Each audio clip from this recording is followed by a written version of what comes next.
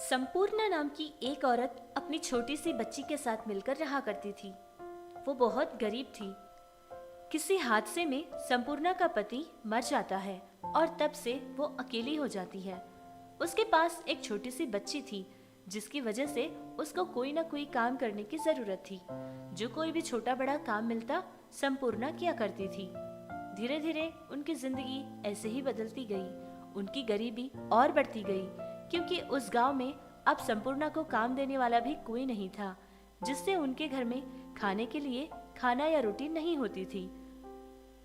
एक बार की बात है, संपूर्णा की छोटी सी बच्ची उसके पास आती है और अपनी माँ से कहती है, माँ मुझे बहुत भूख लगी है। माँ, मुझे कुछ खाने के लिए दो ना। तुम्हें पता है माँ, भूख की वजह से मेरे पेट में कुछ हो रहा है। माँ, मेरे तो सर भी चकराने लगा है। कुछ तो दो ना माँ। बेटी, तुझे भूख लगी है ना? अच्छा ठीक है, ज्यादा घबराना मत। चल, मैं तेरे लिए कुछ खरीदूंगी और फिर तुझे खिलाऊंगी। आ मेरे साथ। इतना कहकर वो अपनी बेटी को साथ लेकर बाहर जाती है। कहने के लिए संपूर्णा अपनी बेटी को लेकर बाहर तो आई थी, लेकिन कुछ खरीद कर खिलाने के लिए संपूर्णा के पास कोई पैसा नहीं था, जिससे वो इधर उधर भटकती रही। फिर तभी उसकी नजर एक बंडी पर पड़ती है, और वो बंडी डोसा की बंडी थी। एक आदमी था जिस पर डोसा बनाकर बेच रहा था। सारे लोग उसके पास डोसा खरीदकर बड़े मजे से खा रहे थे, जिसको देखकर संपूर्णा अपनी बेटी को लेकर वहां पहुंचती है और उस डोसे वाले आदमी से कहती है, देखिए भैया, मेरी बेटी बहुत भूखी है। बहुत देर से उसने कुछ नहीं खाया है। कृपा करके आप इसको एक डोसा दे दीजिए। मैं वादा करती हूँ कि आपका पैसा मैं बहुत जल्द लाकर दे दूंगी, क्योंकि अभी मेरे पास करने के लिए कोई काम नहीं है। जैसे ही मैं काम शुरू करूंगी, आपका पैसा लाकर मैं वापस आपको दे दूंगी। संपूर्णा की बात सुनकर वो आदमी पहले तो हैरान होता है और फिर उसकी हालत को समझता है। फिर वो डोसा वाला आदमी संपूर्णा से इस तरह से कहता है, अरे हाँ बहन, तुम बिल्कुल मत घबराना। ठीक है, तुम अपनी बेटी को जितना डोसा चाहिए खिला सकती हो। मैं पहचान सकता हूँ तुम्हारी तकलीफ को। लग रहा है कि तुम बहुत परेशान हो। ठीक है, तुम पहले अपनी बेटी का पेट भरो। और वैसे तुमने कहा था कि तुम्हारे पास करने के लिए कोई काम नहीं है। अगर तुम्हें कोई एतराज नहीं तो मैं तुम्हें काम दूंगा। मेरे साथ डोसा बनाने का काम करो, क्योंकि मैंने बहुत दिनों से सोचा था कि मेरी सहायता करने के लिए कोई और होता तो अच्छा होता। वो तुम ही क्यों नहीं। इतना कहकर वो डोसा वाला आदमी संपूर्णा को उसके पास काम भी दे देता है, और संपूर्णा भी डोसा अच्छे से बनाना सीख लेती है।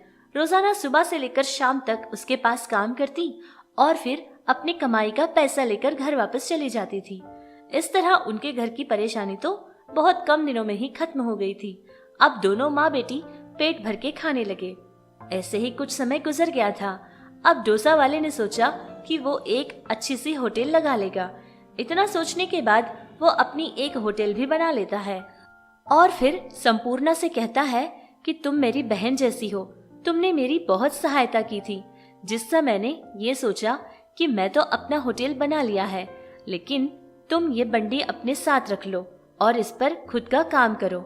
ये बात सुनकर संपूर्णा बहुत खुश हो जाती है और उस दिन से लेकर संपूर्णा ने अपना खुद का काम शुरू किया था। वो अब जितना भी डोसा बनाकर बेचती थी, वो सारा का सारा पैसा अब वो अपने पास ही रखती थी, क्योंकि सारा काम भी उसका, मेहनत भी उसकी और पूरा का पूरा पैसा भी उसका हो गया था। बहुत खुश होकर जीने लगी, अपनी बेटी का भी अच्छे से ख्याल रखने लगी। इतना ही नहीं, जो भी गरीब या फिर जिसके पास पैसे नहीं होते थे, वैसे लोगों को बुलाकर हमेशा डोसा खिलाया करती थी। उसके पास एक भिखारन रोजाना आती थी और उसको भी संपूर्णा पूरे प्यार से डोसा खिलाया करती थी।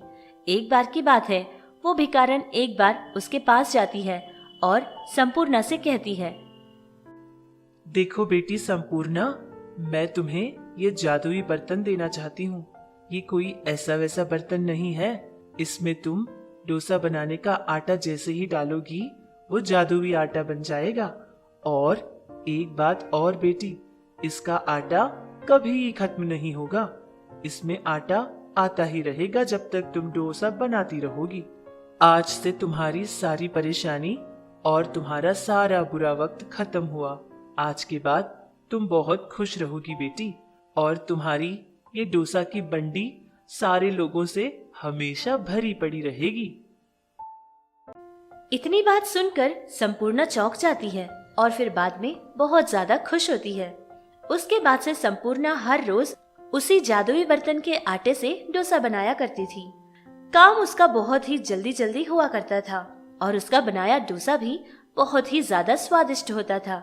इतना स्वाद कि उनके गांव में ऐसा डोसा कोई बनाकर नहीं बेचता था, जिससे बहुत कम समय में ही संपूर्णा का काम बहुत ज्यादा बढ़ गया था। दूर दूर से लोग आकर संपूर्णा के बनाए डोसे खरीद कर खाया करते थे और उससे कहते थे कि उसका बनाया डोसा बहुत ज्यादा स्वादिष्ट भी है। धीरे धीरे संपूर्णा का काम और उसका पैसा भी बहुत ज्यादा बढ़ता गया।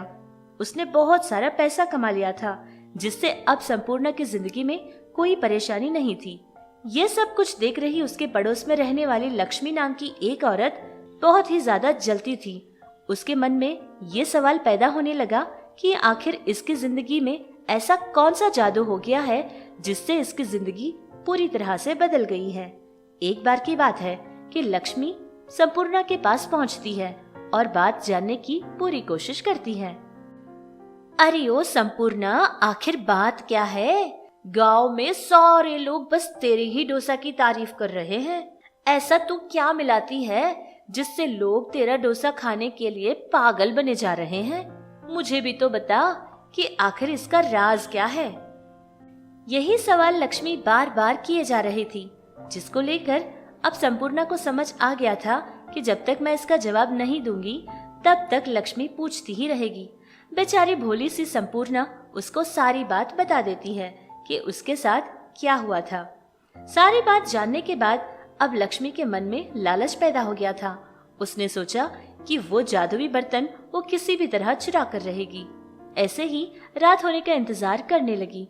जैसे ही रात हुई थी, वो संपूर्णा के घर पहुंचती है और उस बर्तन को चुराने की पूरी कोशिश करती है। जैसे ही बर्तन को चुराने के लिए उसने अपना हाथ आगे बढ़ाया, वो बर्तन अपना रूप बदल लेती है। वो बर्तन एक चाकू की तरह बदल गई थी और उसके हाथ में चुभने लगी थी, जिसको लेकर लक्ष्मी परेशान हो जाती है और सोचती है कि इसको हाथ से नहीं बल्कि लकड़ी की सहायता से एक बोरिये में डालकर ले जाऊंगी। ऐसे सोचकर वो बोरिया लाती है, लेकिन यहाँ तो वो जादुई बर्तन ने कुछ अलग ही जादू कर दिया था। लक्ष्मी की सोच और ख्याल को वो जादुई बर्तन पहचान चुकी थी कि लक्ष्मी किस तरह की लालची इंसान है। इतना होना ही था कि वो जादुई बर्तन लक्ष्मी को ही उसी बोरिये में बंद कर देती है और तो और बोरिये को भी ऊपर से एक रस्सी में बांधकर उसको उसमें डाल देती है, जिससे घबराती हुई लक्ष्मी जोर जोर से चिल्लाने लगती है कि कोई है तो मुझे बचाओ। लक्ष्मी की इन चीखों की आवाज सुनकर संपूर्णा वहाँ पहुँच जाती है और उसकी बच्ची भी वहाँ पर आ जाती है। संपूर्णा, मुझे माफ कर दे संपूर्णा। मैंने तेरे डोसा के बारे में जानने के बाद मेरे मन में लालच पैदा हो गई थी और मैंने सोचा कि ये जादुई बर्तन मैं चुरा लूंगी और उसी को चोरी करने के लिए मैं तेरे घर आ गई थी। लेकिन ये बर्तन तो शायद मेरी जान लेकर रहेगी। मैंने सोचा इसको मैं बोरिये में डालूंगी, लेकिन उसने तो मुझे ही बोरिये में बंद कर दिया। संपूर्णा, मेरी मदद कर और इससे मेरा पीछा छुड़ा, वरना ये जादुई बर्तन तो मुझे मार कर रहेगा। इस तरह वो संपूर्णा से माफी मांगने लगती है और उसको बचाने के लिए कहती है। संपूर्णा भी वो जादुई बर्तन से बोलती है कि उसको छोड़ दे, दोबारा फिर से लक्ष्मी ऐसी हरकत कभी नहीं करेगी। संपूर्णा के ये बात कहते ही जादुई बर्तन ने लक्ष्मी को छोड़ दिया था और वो वहां से तभी के तभी अपनी जान बचाकर भागने लगी। इस तरह तब से लेकर संपूर्णा की जिंदगी में अब उसको रोकने वाला कोई नहीं था। संपूर्णा खुशी खुशी अपनी आगे की जिंदगी गुजारने लगी।